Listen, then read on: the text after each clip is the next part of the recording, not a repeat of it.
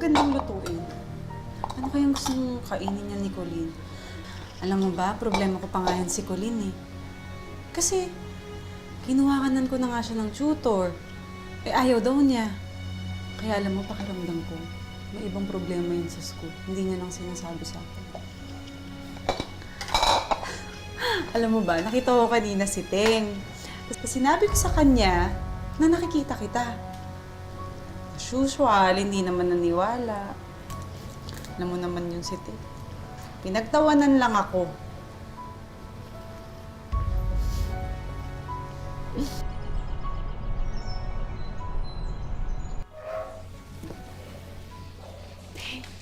Ano ka ba? Bakit nagdala ka ng psychic dito sa bahay?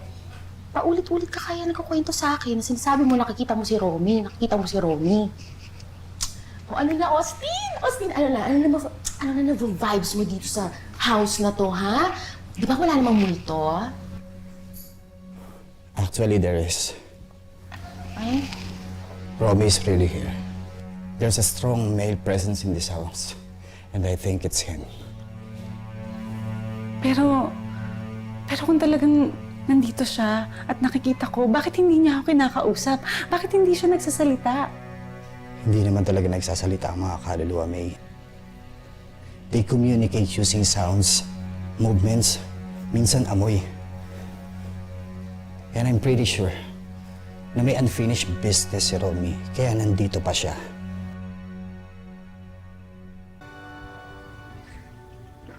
Dalawang araw na kami hindi nagkikibuan ng anak mo. Pinagluto ko nga siya ng paborito niyang ulam, kaso hindi naman kinain.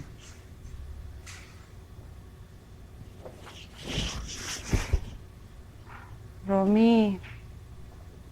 Heart. Pakita ka naman, no.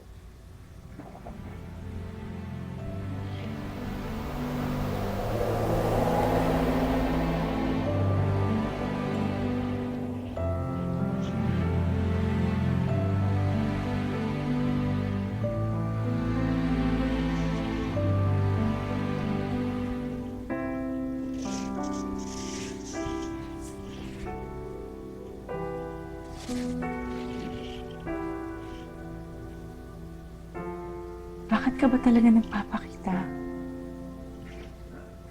May gusto ka bang sabihin? Siguro, gusto mo kaming magkaayos ng anak mo. Alam mo, sinusubukan ko naman eh.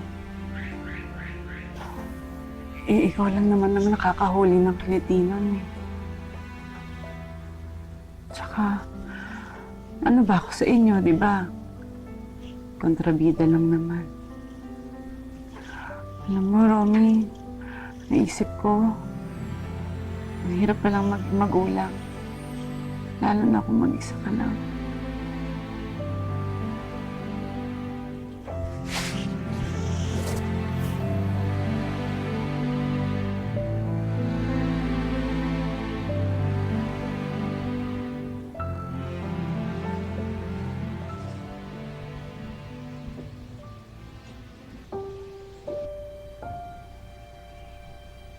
Heart?